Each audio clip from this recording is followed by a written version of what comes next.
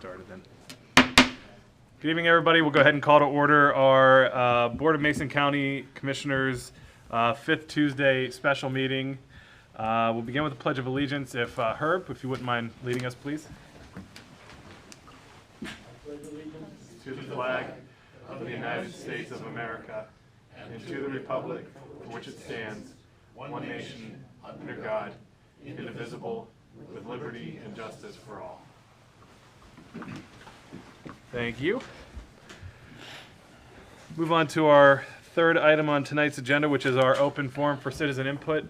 It's an opportunity for members of the public to come forward and address the commission on items not on tonight's agenda. If you come forward to the podium, the chair will recognize you, and we'll maintain the same standards as we do when we meet regularly in Shelton. So if you'd like to come forward, please do so now. Herb?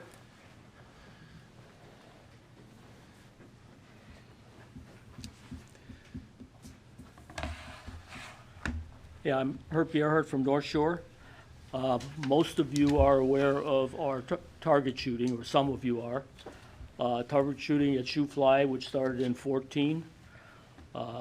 Per complaints from the Tahuya River Valley Community Association, DNR is shutting it down on February 1. There will be no target shooting on Herd Road or Shoe Fly Pit. The gate will be locked. This has been an issue Mel and I have been deeply involved in for way over 10 years. We've had Tim Sheldon out and Drew McEwen out touring the area with DNR 5 years ago now. And their response was, their conclusion after that tour was, Herb, they're not going to do anything unless we create legislation. They'll never cave in. And I said, give me a chance. I want to take a run at it. Well, after 5 years of not getting anywhere, I requested Tim to submit a bill, and we have Senate Bill 5099 in the legislature now. We had the hearing on Thursday, and amazingly enough, on Friday, we already had the first target shooting group meeting. So it has, as Tim said, it's probably never going to pass. I said, it's okay, it's going to notch it up on the list, the awareness. So Friday we already had a meeting, and I'm pushing for another spot, another gate to be open, another area on Herd Road, which Tahuya River Valley does not want anything on Herd Road, but this is, we're still negotiating. I'm waiting with bated breath whether that gate's going to open Friday morning or not. If not, I'm going to create a lot of heat for them. But anyways, it's Senate Bill 5099. Mel and I testified on it the other day. I would appreciate if you go online to the state legislative website and punch in that bill number, it'll come up. You can read what it does. It forces DNR to provide a designated target shooting area in Tahuya State Forest by 12/31 of this year. So, like I say, we did our speaking for it. I would like everybody to voice your opinion on that. It's a spot I support or don't support, and you can put your reason down. And I don't care. I mean, if you're against it, that's your business, but please say so. Let the public get involved in the process. Besides that, there was two other bills that Tim sponsored this year, which is Senate Bill 5102 and 5103. The hearings were all on the same day. And it's regards to the Duato issue as far as trying to create a natural area. DNR is trying to do it. It didn't go over well. I attended both of those meetings, and there was about 25 in the Belfair meeting, and there was about 50 plus in Duato, which, I mean, that's phenomenal turnout at a meeting like that out in the boonies. And it got quite heated at times. And DNR did not understand. I sent them emails stating, where the people are coming from, and they need to resolve these issues before they can proceed.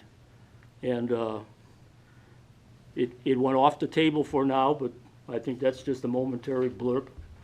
Whether it will be revived or not, I don't know. But anyways, Tim has two bills out there, and one is establishing the natural resource area, which is O3. And what he's putting in there is DNR has to present to the governor, the governor can remove or add areas to it, which is pretty minor. But it allows another form. It allows the legislature basically a foot in the door. And the other one is land acquisition. There's land down there that the families have owned for many years, back in the 40s, when tidelands were part of the properties. And DNR has said, no, tidelands are public lands. They want that land, and they're not going to compensate you for it. And also, these people are large parcels, and they've allowed the local residents to go on, walk through your property to get down to the beach. Enjoy the clams, enjoy the oysters. And DNR is suing them now, saying by adverse possession, since that's really public land, since you allowed the people to go down there for so many years, the state's going to take that land away from you and leave it as public access. So they're not happy about that. So needless to say, there's three bills. I suggest go check them out on the website and voice your opinion on all three of them. I think they're all three are pretty important. Try to do a little local control board. Thank you. Very good. Thank you, Herb. Anyone else for public comment? Anyone else? Okay.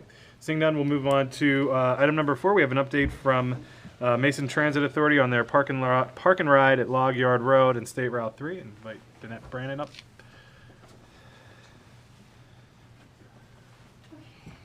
Good evening. So we brought some renderings to update the community on where we're at with our park and ride project. We do plan to, hopefully the bid package will be out late February or early March, with construction probably breaking ground maybe a few months after that. So I'm going to turn it over to Patrick Holm. He's from SCJ Alliance, and he can talk more in detail about where we're at and field any questions you may have.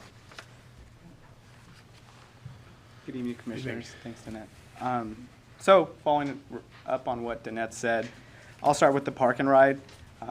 The design of the park and ride is in progress, fairly far along. As far as the site goes, the last part of the design that we're wrapping up is the building design. And so the architect is intending to complete that building design about mid-February. And once that's complete, we'll be able to submit to the county for review with them. And as Danette said, we're trying to go out to bid this late winter. I'm trying to think on the site. So the site has about a little over 104 or a little over 100 spots for commuters to park there. It will have bus storage of about 8 stalls in the back and 9 stalls for MTA use.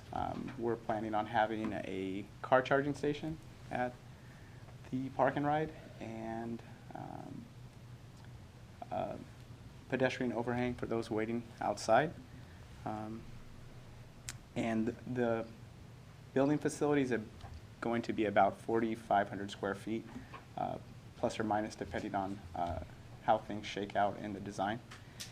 And that kind of wraps up the park and ride part of the project. And then in line with the park and ride, MTA is also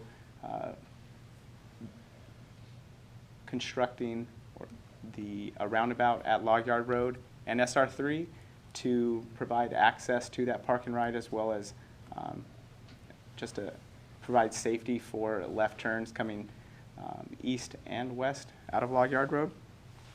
And that process started late 2017, and it was the intersection control analysis process with WashDOT, and that process involved a few public meetings and taking in public comment, and that was approved by WashDOT with a recommendation of a roundabout last July of 2018. And after that was approved, we went into design, and we used a lot of the public feedback to drive the design of the roundabout. A lot of the concerns were traffic as well as truck traffic, and so what we've done is tried to put the roundabout offline such that a lot of the construction could occur without impacting traffic on SR3. At some point, it'll get into SR3, but that'll likely be night work as required by WashDOT, so it won't affect peak hour congestion.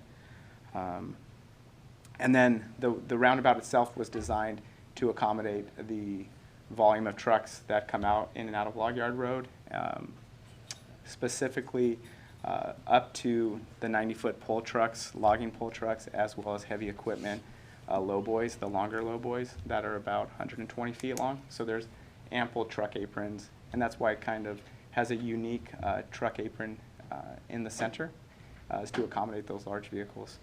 And that was all came out of the public comment period. And so that ICA was approved in July 18. We're working through preliminary design. We just wrapped up a few of the final details with WashDOT on the horizontal geometry yesterday morning at a meeting with them. And kind of as we were wrapping that process up, we've been pushing the final design. So we should be submitting to them for their approval in February. And once we get general buy-off on that final design, we'll go to advertisement to get a contract going. So that kind of overview of both the park and ride and the adjacent roundabout. Great. Any questions from the commission for Patrick? Okay. Hey, go ahead. I got one for the public. There was discussion at our meeting about the impact that it'll have on traffic, how most of it won't have an impact. It'll be able to be built mostly outside of closing off the road or changing the road. So the way that the road's set up at that intersection is there are 3 lanes of traffic, because you have the left turn lane into Log Yard Road and the acceleration lane. So that provides the ability to shift to 2-way traffic in the 2 of the lanes, and then we can build to the east that first phase, which will construct, I would say, about 60%, maybe 70% of the roundabout. And then once that part's built, you'll be able to shift traffic through that built part and do the other phases, which will be about the other 30 or 40%. And so largely a lot of the construction will be offline. It'll probably go down to 2 lanes, and so the acceleration lane won't be there, and left turn lane won't be there during construction. But that'll largely only be occurring at night, and so once the night work is done, they'll move the traffic control over and open it as wide as that it'll allow based on that phase of construction. A lot of people appreciate hearing that. Okay. Commissioner Trask, any questions? No. Okay, no, very good. Thank you. Yep. So we'll go to any questions in the public. Ken? Hi, thank you, Commissioners. Hi, Patrick. Hey. Thanks. I really appreciate what you've done there. It's obvious you took the community's input to take it offline. So I appreciate that. I was curious, what do you expect to be doing both projects concurrently? That's something we still need to kind of figure out on the design end, is how those projects will integrate, if it would make sense as one contract or 2 contracts. And we're kind of trying to really strategize to make sure that it's the most efficient process, not only for MTA's funding, but just for efficiency of construction. So. Yeah, that's for certain. And I mean, if you build the roundabout first, or at least the first phase of the roundabout, you're not going to be able to utilize the facility until the thing's totally built, right? Yeah. Yeah, so it would make sense, I would think, to at least get started on the roundabout and get as much of that as you could. Yeah, that definitely makes sense. Thank you. Thanks, Ken. Thanks. Any other questions? Bart? That building's pretty big for a park and ride. Is it designed to be a public space as well? So we do have the drivers that work out of Belfair specifically, and so that's for them, an office for them, and an office for a supervisor to be up there when needed, and then we have a conference room. We do, I think that is not the full 4,500 square feet we originally had hoped to build. We are going to put about 1,500 square feet in as an alternative bid to the project. If we can fund it, we will build the additional space. If not, it'll be about 2,500, 2,600 square feet. So it does have a conference room. We often have meetings that we like to conduct up in Belfair, and so we'll have a space for that. And right now, we're renting an office space, we're renting storage, so we're kind of spread out in Belfair. This will just bring everything into one facility for us. Great. Any other questions? I would say that we're not at first going to have it open for the public other than using the conference room. Eventually, we do hope to have customer service there. Okay, very good. Thank you. Thank you. Appreciate it. Thank you. Okay, our next item is we have a legislative capital budget request update for Belfair Sewer Extension. Like Bart, come up. Thank you, Commissioners.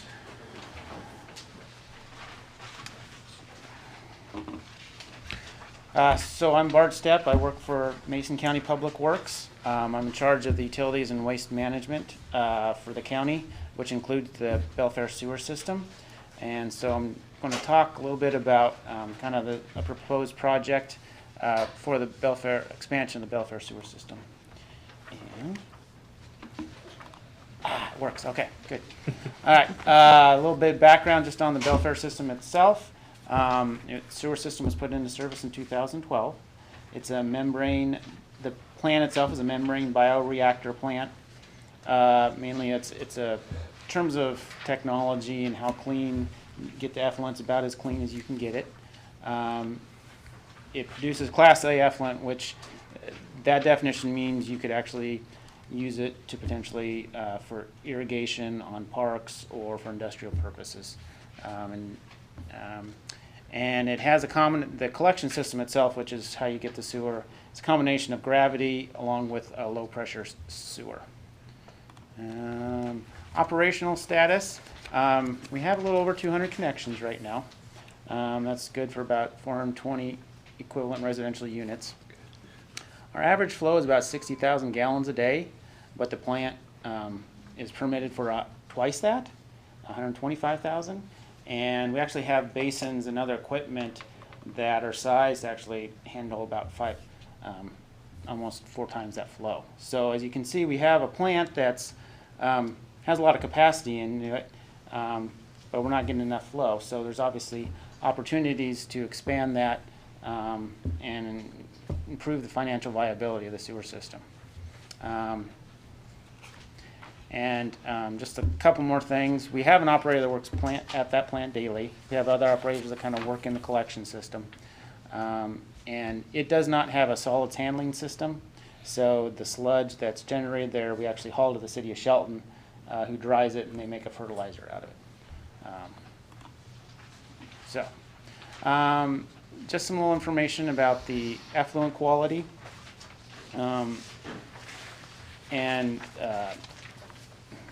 Biological, these are some water quality parameters that we test regularly. And typically, in terms of the effluent that's coming from this, basically almost meets drinking water quality standards. And in fact, in some of these cases, it's less than a drinking water quality standard. Or turbidity, which is kind of a measure of how cloudy the effluent is.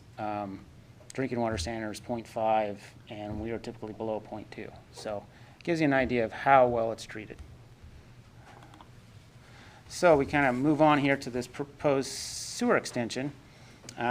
Last year in the capital budget, the legislature gave us $515,000 to design a collection system expansion out to the Puget Sound Industrial Center. And that would serve not only that area, but kind of the northern area of Belfair that's kind of undeveloped. In addition to that, we signed an agreement with the city of Bremerton, and they're going to kind of be partners in on this design process. They agreed to put up to $1 million in the design costs to help design this project. And right now we kind of have the idea that in a few years, the SR3 freight corridor project is supposed to be built, and it will pass by very close to our plant. And if we were able to construct the sewer at the same time along that alignment, it'd save on some construction costs in terms of getting this project done. So that's kind of our thinking, that if we can get that done at that same time, that'd be great. And the map didn't show up too very well. All right, so here's kind of a map, and if you have a handout, you might be able to see it a little bit better. But that yellow line, the bottom of the yellow line, is kind of where the Belfair wastewater plant is now. And the yellow line is kind of a possible alignment of the SR3 freight corridor project going up to SR3. And the idea being we would run a sewer line along that alignment. And then from there, wherever that kind of the northern terminus of that line with SR3, we could potentially kind of do expansions to the PI. And by the way, the Puget Sound Industrial Center is kind of not only the Port of Bremerton, but there's a lot of industrial zone property around the Port of Bremerton. So there's some properties out there. And we could potentially expand in a couple different ways to serve as how development occurs at that time. And so this is just kind of a draw potentially, so you could potentially keep going north along SR3, kind of where it's currently developed, or if you go along Lake Flora Road, there's quite a bit of undeveloped area that's zoned for industrial purposes that we could serve in the future. So in terms of kind of the tasks that we have completed to date, we applied to receive the funding we got last year that was approved last year. We're kind of in the process of applying and getting the contract signed for that. Last year in February, we signed the interlocal with the City of Bremerton to help. They're kind of our partners in the design here. We've also had a couple meetings with not only the City of Bremerton, but the Port of Bremerton. The Port is certainly, a partner in this project. They may have the need for use of this sewer if they have a lot of properties that are undeveloped and could be used. And then in last April of 2018, we hired FCS Group, which is a financial consultant, to kind of do a financial analysis of the entire Belfair sewer system. But it also part of it also included kind of looking at this PSIC sewer project and kind of have the viability of it and how it improved the Belfair sewer system finances. And then in January of this year, just a couple weeks ago, the county submitted a legislature request for $11 million in construction funds. So the funds we got last year were kind of for the design work, and then the request this year would be for kind of the construction funds once the design's done. So upcoming work, the board is scheduled to approve the Department of Commerce contract for that design funding next week. Once that's done, we'll go out and try to get a statement of qualifications from consultants to do the planning and design work for this project. That's going to take a while. Sometime this year, the FCS Group will finish their financial analysis of the Belfair sewer system, and certainly we can kind of, some of that information we'll use in the pre-design and planning process. And it's kind of, at this point, we're hoping that, we'll hire one consultant that can do both the planning and the design work. So getting a little bit further along about this request this year that we've done, we asked for $11 million for construction. It would construct basically that yellow line in that previous map. So from the Belfair plant to that northern terminus, you'd need additional construction funds to go from there into the PSIC area. It would include at least one lift station. Depending on what the final alignment and profile of the freight corridor project is, that road, it may need more than one lift station. That's kind of an unknown at this point. And it also, that $11 million, if we do get all that $11 million, it includes enough funds to actually build a reclaimed water line from the Belfair to that northern terminus, meaning not only could we collect the sewer, but after we treat it, we could send it back to them and they could use it for irrigation purposes or industrial purposes. And so we could potentially have two sources of revenue there for the sewer system. And so after that, if we complete that project, afterwards we need additional funds to extend sewer collection system further in the PSIC. But if we did get that complete, it would certainly, okay. It would certainly provide a way that we could serve the northern part of the Belfair UGA. So that would certainly cover all of, at least, the Mason County areas. So, kind of the timeline for this. So, general sewer plan amendment, that's kind of the first step in our design consultant. So when the Belfair system was created, we did a general sewer plan was created, and that identified the service area that our sewer system would cover. And that only included the Belfair UGA. So in order to serve outside the UGA in the PSIC area, we actually need to do an amendment to the general sewer plan. So that's kind of the first step in the design. Once that's approved by the Department of Ecology, we can move forward and complete the final design for the project. And that would hopefully be done early 2021. And then we probably have about a little bit over a year for kind of all the permitting required and any right-of-way we needed. Hopefully, if we do with the freight corridor project, a lot of that right-of-way is along DOT right-of-way, so that may save some costs and help things along. But if we have a lift station in one or two places, there probably needs to purchase some right-of-way in those areas. And then construction, from fall of 2022 to the winter of 2024. And that's generally the timeline that DOT is providing for the freight corridor project. So, and obviously, after that design phase, the right-of-way and the construction, that's all kind of dependent on receiving that construction funding, either this year or some other year. And that was quick, but any questions? Commissioners, any questions for Bart? Herb? I have not a question, but a comment as far as our fire district is looking at running a bond issue, $8 to $10 million, to build a new station on the old Belfair Highway right next door to where they're at now. Mm-hmm. In my mind, right now they are planning on putting in a septic system. The engineering wheels turn and say that's not a good deal to do, knowing that we have the sewer was planned on being there. Can you just sort of rough out for them, what would it cost just to extend the line to the fire station?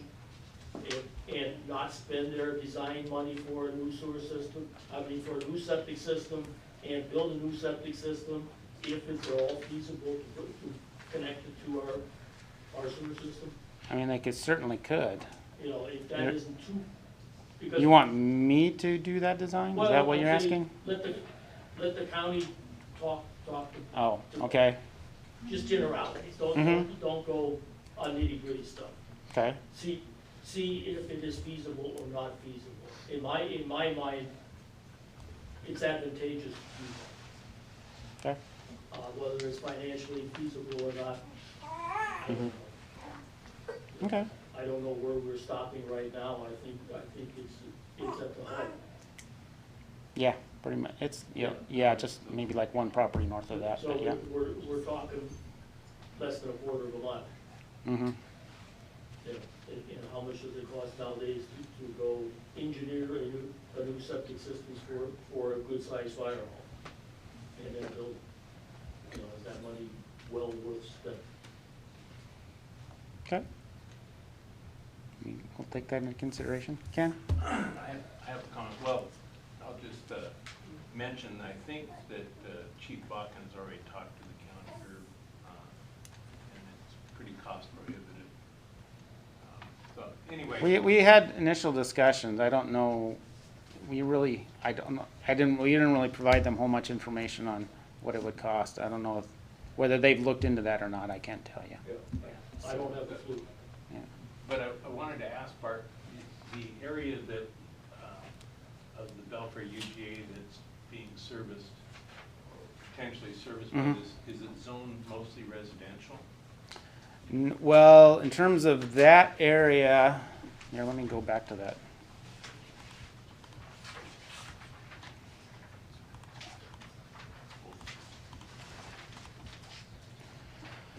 So most of that in the yellow area is zoned either industrial or commercial. It's pretty much undeveloped properties. I think there's a little bit of residential, like fairly close to Belfair, the plant, but most of it, as you get I'll get you. closer to Bremerton, It'd is be industrial and commercial. It'd be helpful if you could overlay it over the urban growth zoning map, I think. Bart, it goes through, or right next to Iron Horse Crossing, the very beginning parts of it, which could be up to, as you know, 650 units, but then it turns into commercial industrial from Yeah. there on out. Yeah. So just, it could service that top of the hill where Iron Horse Crossing is. But it might be helpful in, future maps that you overlay the zoning on. Mm-hmm. Okay. Anything else? Okay. Michael. Oh, you got it, Michael. Yes, Michael Kleinbach from Shelton Mason County Journal. I guess I've asked this before, but if you could explain a little bit why the city of Bremerton is interested in committing $1 million to this. What is this city of Bremerton gaining out of helping Mason County out Okay. and extending our sewer system? So, the Port of Bremerton currently has a lagoon system there in terms of serving their existing customers. Its size, though, is nowhere near what it would be needed to serve all of the industrial properties that they have. And so they need a lot more capacity if they're going to develop that area. And it's, for the city, it's a high priority to try to get some development there for jobs and that sort of thing. And so they're looking at this and saying that it's more cost effective for us to serve it because their existing sewer system is so far away. I think it's Gorst area is kind of their extent of their sewer system. And so, the option is extending all the way from the Gorst, sending it to us, or building some plant on site and serving another Class A plant that just has a land discharge because there's no place to discharge from the stream in that area. So this is about as cost effective as it gets to run Yes. a functioning sewer too? Yeah. And is it not just the port, but the industrial properties surrounding as well? Yeah, so the city of Bremerton is looking at the entire PSIC area, which I don't know exactly the boundaries, but I know it covers properties more than just the Port of Bremerton area. Thank you. So, yeah. Commissioner Netherland, you had a comment? Yeah, just one other thing, it also can't handle certain types because it is just a lagoon. It's basically a big giant septic system. Certain types of waste it can't handle if they were to bring in another company, a different type of company with different type of waste, where we may be able to. But I want to make a comment about our other commissioners and the timing of what's happening right now. If I'm not mistaken, you wrote up for us, correct? The request? Bart. Bart did? Okay. We're in a situation now where it couldn't be a better time. If you look at these other two commissioners, both were legislative assistants. One for Drew McCune, who's on budget, and the other was for the party leader. Our timing couldn't be better to ask for this with the different connections that these people have brought in by being elected into this seat. And we need to keep that in mind and be thankful that they are here and they have done what they did, because I think our odds are much greater because they are sitting in those seats right now. At least that's what I'm hearing when I go down there and talk to them. Great. Any other comments or questions for Bart on this? All right, very good. Thanks, Bart. Okay, yeah. More to come in the next few months. Okay, no other business to come before us. I would entertain a motion to adjourn. I'll make that motion. Second. We're adjourned. Have a good night, everybody. Well, that's got to be a Belfair record, huh? 36.